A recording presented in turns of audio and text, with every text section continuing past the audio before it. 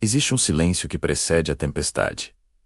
E existe um silêncio que precede a compreensão.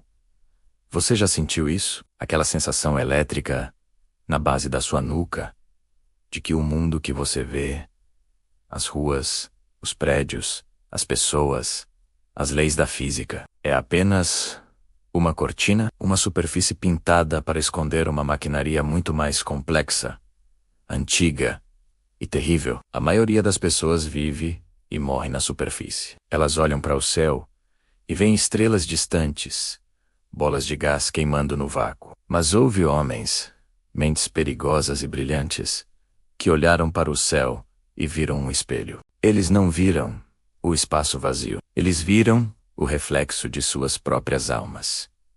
Hoje, nós vamos descer, não para o passado, mas para dentro. Vamos abrir 3 chaves que foram forjadas no fogo do Egito Antigo e polidas na escuridão da Renascença. Vamos falar sobre o Corpus Hermeticum, a voz de um Deus esquecido. Vamos falar de Henrique Cornelis Agrippa, o arquiteto que ousou desenhar o mapa do invisível. E vamos falar da alquimia, não como a busca tola por ouro material, mas como a única ciência verdadeira da transmutação da consciência.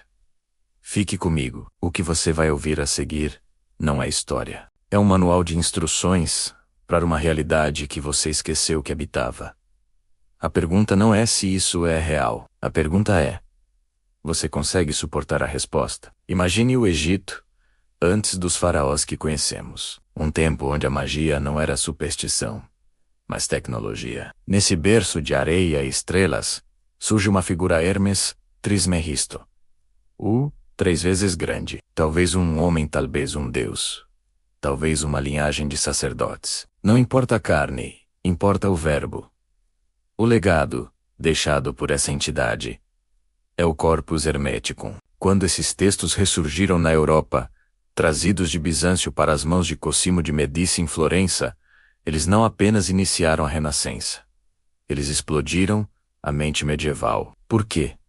Porque o Corpus Hermeticum trazia uma promessa proibida. A igreja dizia que você era um pecador, separado de Deus por um abismo, dependente de padres e sacramentos. Hermes sussurrava o oposto. Ele dizia: se não te igualares a Deus, não poderás compreendê-lo, pois o semelhante só é inteligível ao semelhante. Pense nisso. O semelhante só compreende o semelhante. Isso é um gatilho neurológico de reconhecimento. Se você consegue conceber a ideia do infinito, é porque o infinito já reside em você. O texto-chave, o Poimandres, narra a visão de Hermes, onde a mente suprema, Unus, se revela. Ele vê a criação não como um ato mecânico, mas como um ato de vontade e verbo. A base de tudo o axioma que se tornaria o clichê mais mal compreendido do ocultismo nasce aqui. O que está embaixo é como o que está em cima, e o que está em cima é como o que está embaixo, para realizar os milagres de uma única coisa. Isso não é uma metáfora poética, é uma lei física e metafísica. Significa que a estrutura do átomo reflete a estrutura do sistema solar, que a anatomia do corpo humano é um mapa do cosmos, e mais perturbadoramente, que os processos da sua mente, seus medos, seus desejos, sua imaginação, têm o poder de alterar a realidade. Lá fora, o hermetismo nos diz que o universo é mental, o todo é mente. Se você está vivendo em uma realidade mental, então a alquimia e a magia não são sobrenaturais. Elas são apenas a arte de hackear a mente do todo através da sua própria mente. Mas como? Como se opera esse painel de controle? Foi preciso esperar séculos até que alguém tivesse a coragem e a loucura de sistematizar isso. Entra em cena Henrique Cornelius Agrippa. O ano é 1533. A Europa está queimando bruxas e hereges. Escrever sobre magia não é um hobby, é uma sentença de morte. E ainda assim, Agrippa publica sua De Occulta Philosophia, os 3 livros de filosofia oculta. Agrippa não era um místico de poltrona. Ele era um soldado, um médico, um advogado e o mago. Ele olhou para o caos de grimórios medievais, superstições populares e fragmentos herméticos, e disse: existe uma ordem aqui. Ele pegou a filosofia abstrata de Hermes. O que está em cima é como o que está embaixo, e criou a engenharia por trás dela. Agripa dividiu o cosmos em 3 mundos interligados, como uma escada onde os anjos descem e os magos sobem.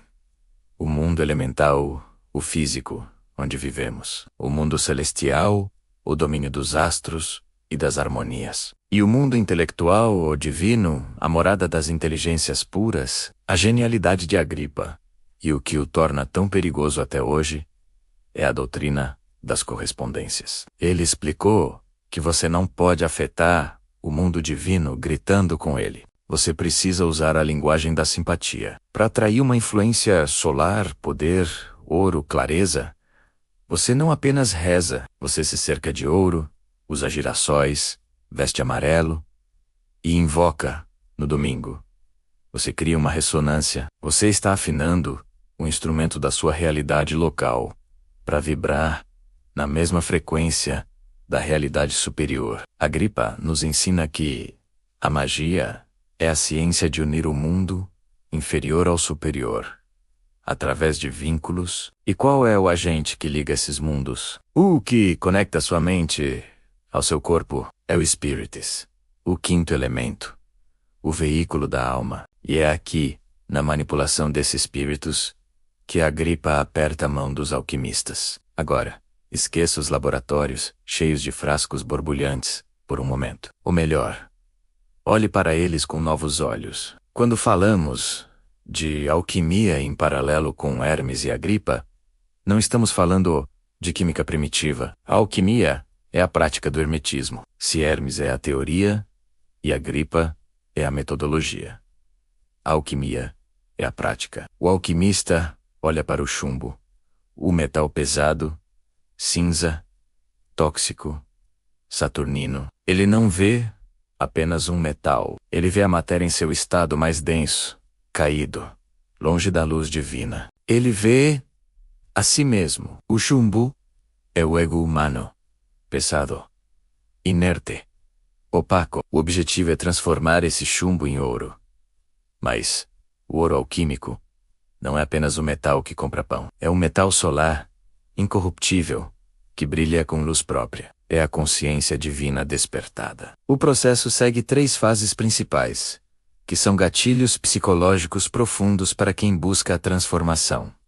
Primeiro, nigredo, a obra ao negro, a putrefação. É o momento em que você precisa destruir quem você pensa que é, a queima do ego. É a depressão, a noite escura da alma. Sem a morte, não há ressurreição. Depois, albedo, a obra ao branco. A purificação, depois de queimar as impurezas, o que sobra? Uma substância clara, receptiva. É a alma lavada, pronta para receber a luz do intelecto. E por fim, rubedo, a obra ao vermelho. A consumação, o casamento químico do sol e da lua. O espírito desce e habita a matéria perfeitamente. É a pedra filosofal.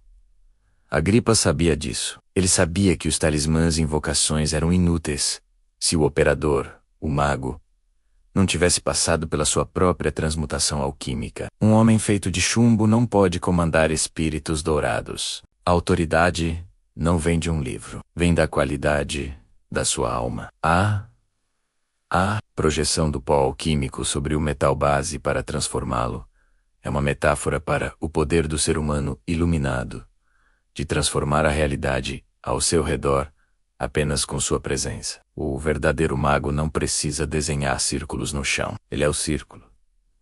E aqui chegamos ao ponto de convergência. O segredo que liga Hermes, Agripa e os alquimistas. É um segredo que a ciência moderna está roçando com a física quântica, mas que esses místicos conheciam por intuição direta.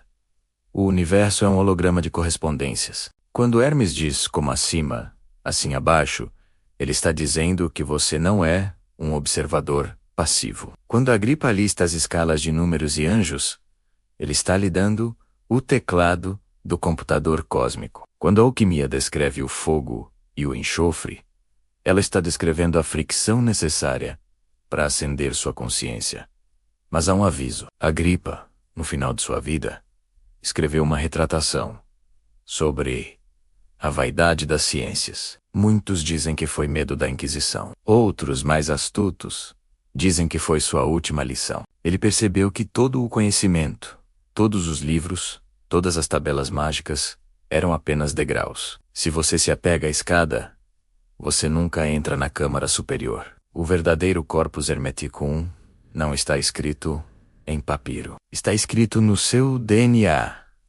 A verdadeira alquimia não acontece num forno. Acontece na sua espinha dorsal, no seu cérebro, no seu coração. Nós vivemos em uma era de distrações. Sua atenção é a mercadoria mais valiosa do mundo.